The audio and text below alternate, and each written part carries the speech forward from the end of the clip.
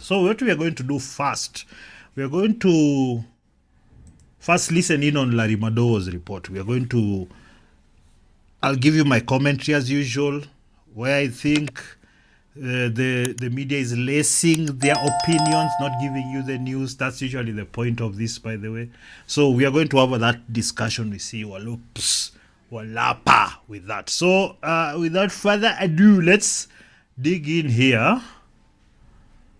This is how Russia lures African men to Ukraine war hell. CNN investigation with Larry Madowo. A Russian speaker hurls racist insults at the man, saying he is being used as a can opener to breach an enemy bunker. I didn't see it. It is so traumatizing. Francis is my son. For those of you in Africa, in Nigeria, that want to come and join the Russian army, it's very, very easy and very good. No stress. This Kenyan man posts dance videos and brags about how much money he makes. My salary go feed your father, go feed your mother, go feed your family for like 2 years, 3 years. My salary. They offer Africans sign-on bonuses of $13,000, salaries up to $3,500 a month, and Russian citizenship after a year. They are lying to people. The money that they tell people they pay, that is not true. To a new CNN investigation, rosy promises are being made to African men to lure them into fighting for Russia. Several African governments are acknowledging the scale of this growing problem. This includes Botswana, Uganda, South Africa, and Kenya. Larry Madowo got rare access to the story. He joins us live now from Nairobi, Kenya. Now, first of all, this is not rare access. If you go to town like Nairobi CBD, there are many of these agencies that they'll tell you what's up. We used to have a studio, some building. I don't want to mention it right now because I don't know what the implication is. But there's a studio, very prominent building. We had a studio there. And then about 2 floors, there were just those agencies for immigration. I'm going to take you do a job here. I'm going to take you do a job there. And then among that, the whispers, when the war came, the whispers now, hey, if you want to go, and because most of them it was straight up, there was no, you're being sent, you're supposed to go to Dubai, then you end up in Russia. It's very difficult to do that other than just tell people, hey, this is what's up, you're going to be this. So what they might do is lie about the severity of the situation at hand.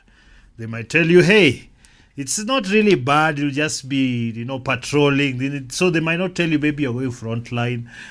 But the thing is this, when you're going to war, this is things that you must consider, that you might end up in frontline. There might be no action. There might be just some little action and you are gone. There might be just straight up mayhem throughout. So you might be frontline, you might be in the kitchen. You see, you have to be ready. Because war is very different from what people try to portray. So whatever they're saying it's rare access, it's a gimmick for media to show you how this is special. No, we've seen these videos on the internet for how long? For 2-3 years now. These guys have been putting up videos just now because it's become to mainstream attention. Now it looks like it's a new phenomenon. It's not. So a lot of these men are being essentially promised that they're going to get civilian jobs, that they're going to be paid super high wages, but instead they're being duped to go and fight in Ukraine on behalf of Russia. Larry, what more do we know here? Zain, I've been speaking to more than a dozen African men. Look, we've seen the men in Russia, Ukraine, Africans saying they're there at war. They are saying we are here, we are earning good money. So you can't say they're being duped. You see, it doesn't make sense that they're being duped. Now, there might be instances of that. Of course there is. It's a business of war. It's corruption to the top. That's what I need people to understand. This is top corruption. So you must expect that there'll be underhand tactics, there'll be weird deals, unfair deals. But you see, to maintain a war effort for a long time, you kind of have to keep the soldiers happy, and especially your mercenaries, because these Kenyans are mercenaries. That's actually their job there. They'll join the army, but as mercenaries. It's a well-worn practice with the humans. So anyway, I'll need to explain these things because these reports are no good if you keep, if you just keep the same propaganda you are fed, and you don't think outside it, despite the fact that your information is there for you to see. Fighting for Russia in Ukraine right now, and they tell harrowing tales. Yes. Nearly every sure. African I've spoken to currently fighting for Russia tells me they're desperate to leave because they have met conditions that are inhumane, sometimes racism from the Russian commanders. This is war, man. Like, what do you mean inhumane? Guys, let's try and conceptualize a war zone. I know most of us have never been in a war zone. We'll never be in a war zone. But try and conceptualize how the conditions would be in any war zone. Listen to all the documentaries, read all the books about wars in the past. And there's nothing good happening in war. There's nothing. There's death and suffering only. So the only thing you could hope for that after that is said and done, that you have some money at the end of it. That's the thing. So when the mainstream media started telling you, oh, it's harrowing, the commander was racist, they're there to cause death. What am I missing here? You guys, you see, the thing is, this how propaganda works. They just hammer in a certain concept repeatedly till now they assume it to be normal, to be norm. That's how all communications go. But they've already slanted the story. This is something, this is war. This is not a joke. All right? There's nothing good. Don't expect comfort when you go to a war zone. I don't know which moron does that. Like, do you expect safety and comfort in a war zone? Why do you expect that? It's just confusing to me. Anyway, let's continue. Are being sent to the front lines with little to no training, and they're getting killed in large numbers by drones, by missiles. Every single day is danger. And if they survive... But what is large numbers? Can you give us numbers? You see, this is what the media is supposed to tell you. This number of people have died. So I'm going to take a pause there. We just ask GPT. Yeah, I thought I'd add this audio thing. I thought it'd be cool. Let's just ask GPT here. Hi, Odiero. I want to find out what are exactly the number of Kenyans that are fighting in Russia that have been killed in the war. Would you know that?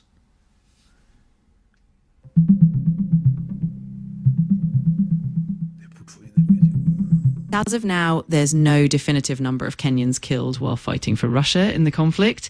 Kenyan authorities have confirmed that at least 18 Kenyans have died and over 200 may have been recruited. There are also reports of more than 1,400 Africans from various countries fighting for Russia, but the exact breakdown and total death toll remain unclear. What about the number of Africans generally? How many have been killed, or at least what are the estimates?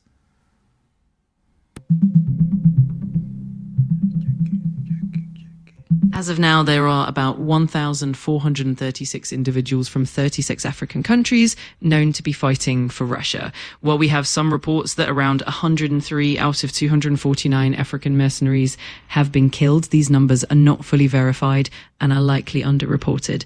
The exact death toll for Africans remains unclear, and the true figures are likely higher. All right. So these are the where it's pulled, where it pulls the information from. So this is just to gather what mainstream media has reported, as you can see down here. So what I'm going to tell you about this, that it could be higher, it could be lower, depending on who wants to tell the story. That's how war works. War is propaganda. Half of the war is propaganda. So absolutely. Yeah. Oh, I did not shut it down. All right. Sorry. I'll end that there. Imagine I'm apologizing to AI. You see how you're conditioned to think it's human. Anyway, that's how we can really interact with it. Okay, how's that? All right. That some Russian commanders call them used condoms and other unsavory names in the middle of this war. A lot of these you are called bad names in war? Somebody hurt your feelings? You call your bad name? Call you an N-word? I don't like saying the word because this algorithm. They call you an N-word, they call you a used condom in war, shooting people in the brain. I hate this act. This is an act. Oh, preposterous. And these guys have been blowing this trumpet of this war for a very long time. They don't want it to end. But now they've ignored it. The one in the Middle East, Hamas and Israel, that one also died off a bit. So they're just looking for, vultures. Where is war? Where is the bad news we exacerbate? So this guy can't even tell us the numbers, which is supposed to tell us that this number of people have been reported. They now have to ask AI. African men were desperate for jobs, and they were promised civilian jobs such as cleaners or drivers or security guards. But they say when they got to Russia, they were forced into the military. They signed contracts in Russian they didn't understand with no translation or lawyers present, and they were quickly... What's all this? You leave your country and you don't understand what you're signing, and you saw the contract in Russian? Or you get there, then they tell you sign and it's in Russian. Now, if this was a universal thing, I think everybody would say that, but it seems it's some depending on your agent or who receives you. I'm not even saying it's not true. I just think that the story has to be given accurately, that a lot of these guys they've been told, yes, you're going to war in Russia. Yes, of course, and somebody's sending you to it. It's not telling you there's bombs everywhere. What? It's just telling you, yeah, it's some fighting, but you usually do patrols, commandeer some place for a couple of days. A lot of the times it's that you've seen them patrolling through those ruins and whatnot. So the problem is if you meet with landmines, snipers, this is war. That's what I'm trying to get you guys to appreciate what the situation here. This is not anything other than a detriment to human life. It's war. So all these things they're talking about, that they went there, I'm sure there are some, but I suspect that a majority of these people, because also knowing that like I'd mentioned, there's a stream I'd mentioned sometime, that there are a lot of, like, say us guys, we had like NYS trainees and those, some military guys who don't have jobs anymore. They were fired or they were not taken up with the program. Guys like that, where do you think they go? They either go shags and drink, or they become some government operative, or go to war. And you see, like, the entire Africa is like 1,400 people. So in the entire scope of things, there are a very minute group of mercenaries from Africa. But you see, this is an international thing. So there are others from South America, others from India. These are these things that you want, because all these places, they have poverty and people have to make a living, and men have always done this by being mercenaries. When you're like in a peaceful country but poverty and nothing is happening, they just go fight for a richer person. If you win and stay alive, you get some spoils of war. But these days it's a more streamlined, there's a salary and what, but that's what it is. Pushed to the front lines. And in some cases, when many of their colleagues die, they've seen their bodies rot on the front lines for weeks, sometimes even months. And even when they complete their service, many of them have not been allowed to leave. I want to warn you here that the story begins with a horrific video. What is your name? Francis. This disturbing video appears to show an African recruit in the Russian army with a landmine strapped to his chest. He is being ordered to storm Ukrainian positions on the front lines. A Russian speaker hurls racist insults at the man, saying he is being used as a can opener to breach an enemy bunker. I didn't see it. It is so traumatizing. Francis is my son. CNN traced the man's mother to Kenya. She hasn't been able to reach her son since October 2025, but she recently received another video of him from an unknown Kenyan number. Be careful, you guys, because people are being taken there, and you end up being taken to the military, and you are taken in frontline battle, and there is true killings. Francis is a trained electrical engineer who was promised a civilian job in Russia, but his family says... How are you? You see, an electrical engineer, I suspect what they really mean is like a fundi. Maybe he's an electrical engineer who's been reduced to a fundi, so he has to go fight because there are no jobs for electrical engineers in Kenya. It's always ends up to the same thing, right? He was forced into the Russian army and to the front lines in Ukraine. How long was the training? 3 weeks. They had only 3 weeks of military training? Only 3 weeks of military training. Had he ever been in the police or in the army in Kenya? No. Do you know where Francis is? I don't know where he is.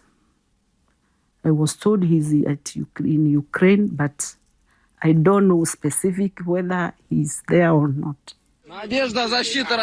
Francis is among a growing number of African men currently fighting for Russia, though You see, there's so much of these counter videos, just seeing people seem to be just, hey, we decided we are coming here to make money. And you see, there's those. And it's the thing that bothers me the most about war, and especially the propaganda about war, because it's never changed, is that there's so much misinformation, as they like to call it. So many lies. Let's stop calling it misinformation. Lies. There's so many lies from both sides of the war. It doesn't matter whether you are propagandized to like the Ukraine side or the Russia side. Both sides are feeding you lies about the reality, because it has to be kind of romanticized in a way for it to be palatable.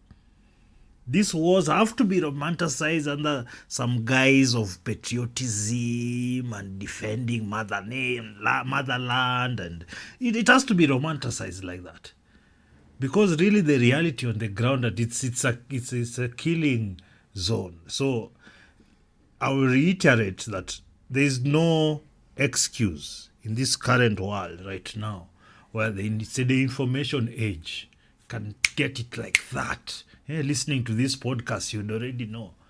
So the thing is that if you're going to war, don't get there, then start pretending like you didn't know that it's a war zone, that yes, you might end up in a war. You see, like we like to delude ourselves about the risk of the things we do. Even people do even just different business. Like, because you want the money so bad, you kind of just like, oh yeah, it's war, but I maybe I can. You'll do a lot of things in your mind to convince yourself that you're not really taking a humongous risk. You are.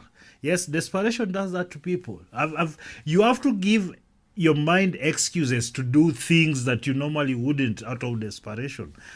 I don't know, because as far as I'm concerned, in this country, it's very easy, Kenya that is, it's very easy to actually create employment for these people.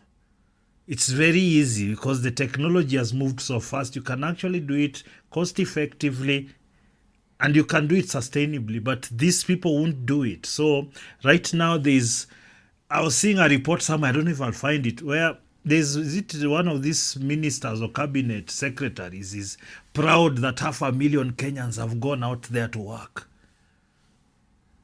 Just imagine, I don't know, did I see that? I think I saw that somewhere. I'll come back to it. I'll come back to it because it's actually, I found it quite disgusting. No, guys, so yeah, you've sent your working masses healthy because you couldn't be bothered to do the basic things of doing basic manufacturing, taking in this, there, opening doors, having to reinvest, get capital accessible, the basic things. You couldn't do that, but you'd rather ship them off as you make money shipping them off. Guys, all this, as we can see, it's our fault. Yes, these people who are celebrating about how they're sending people to abroad to fight other people's wars. You know that, like, we have to be get up here. So anyway, let me continue this Madowo thing. There's some more figures are unknown.